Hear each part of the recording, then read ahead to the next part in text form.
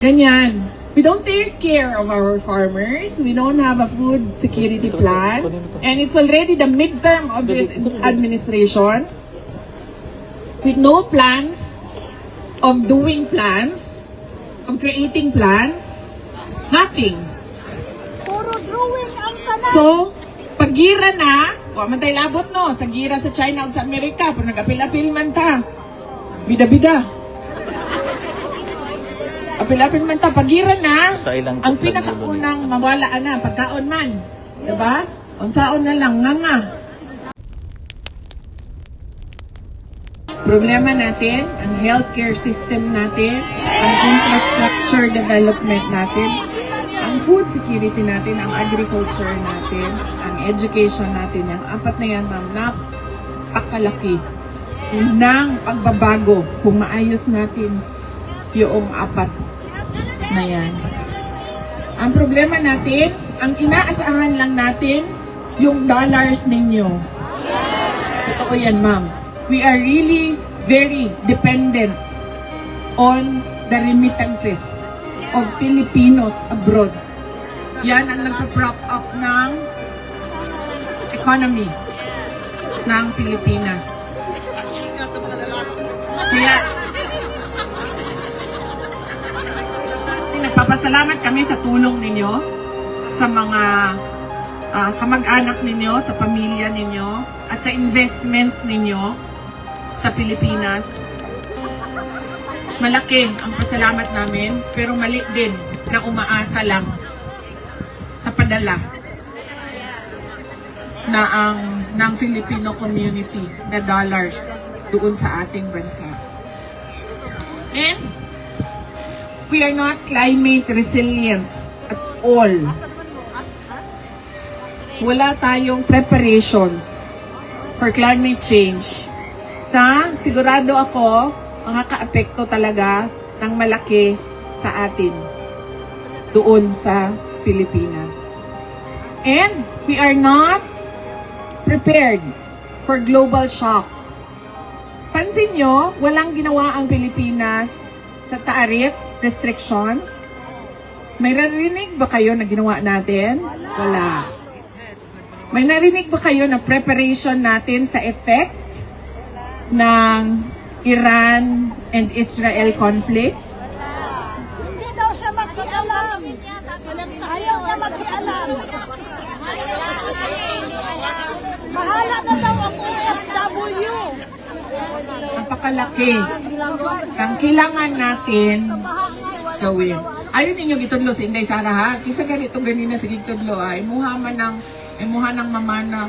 Uy, ma'am, excuse me, mamana nato ni tanan. Ako lang kadi ang Pilipino, ma'am. Excuse me, mama. Dili ito mag-dual citizen na mo, di na mo Pilipino. The problems of the Philippines are still your problems. And we need to come together to see a better Philippines. So, nanata sa future. Okay. Kunya na ma'am. Kunya na ng 2028. Ano pa? Kunya na ng picture. Matindog ko din hanto doon yung gabi. Mag-picture lang mo tanan. Sa mo ba? Kaya nagtrabaho pa ko ba? Unsa man nato ang buhaton sa ICC? Unsa may hangyo na mo? Unsa may mabuhat ninyo? Yes? Paunsa nato siya mapauli? You convince the governments of Australia, because Australia is a member of the ICC, to look into the case of President Duterte and the injustice that he is receiving, that he's been getting from the ICC. Imagine mo, detained ka and you have no options for bail. You only have interim release, which is subject to the approval of the court. Maugani, ma'am. That is why I'm telling you, you talk to the government of Australia. Come together. Sit down. Come up with a position paper. Bring bring his case to the local Australian media. Bring his case to the global community through your social media accounts. That is what we need to do for the foreign governments. Maliit lang tayo na bansa, pero sabi nga nung kausap ko kagabi, pag ang mga Pilipino sa buong mundo hindi magtrabaho ng isang araw, mapalong ang tibuok kalibutan. Diba? Maliit tayo na bansa. Thank you, sir. Pero, gamay pero makapuling. Gamay pero yayay. And then what can we do for our country? Madami pa tayong, huwag tayo tumingin na, sa 2028 na lang, sa 2028 lang, tapos nag-give up na ko ngayon. Nag-give up na ako. Hindi pwede. Diba? Kailangan natin sabihin, saan ba ginagamit ang budget? Kasi gusto namin makita. O doon ba sa kalsada? Bakit lubak-lubak?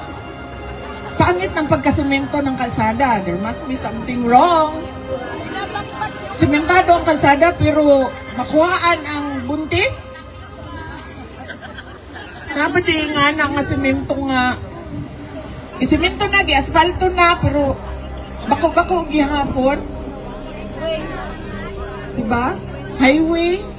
Agi ang kanang nagsakay nga buntis. Dire. Buntis pa siya. Pagkahuman niya sa lubak-lubak na highway, nanganak na siya. Diba? At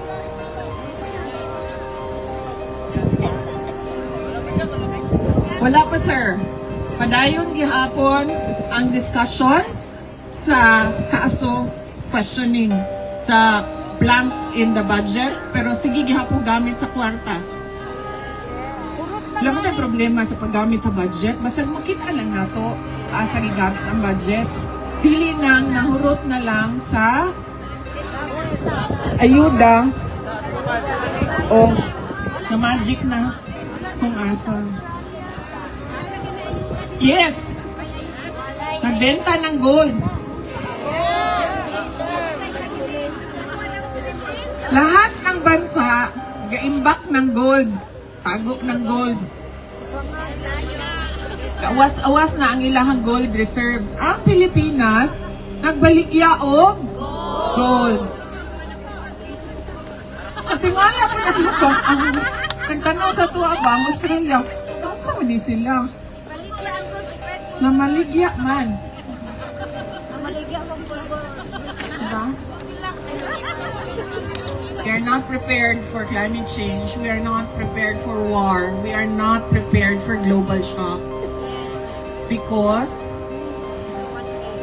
there is no plan at all. There is no vision at all. I've been a member of the cabinet. And there was no direction at all. So we need to come together and push for the administration to give what is rightfully for the country. Ano yun? Security. Infrastructure development. Healthcare.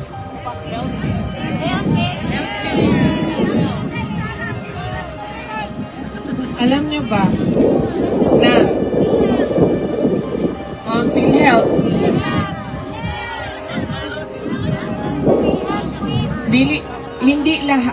hindi lahat under sa PhilHealth, hindi lahat covered sa PhilHealth. But more than that, ilan lang ba ang nakukuha sa PhilHealth? Ako, naoperahan ako, kaya gikulam ko.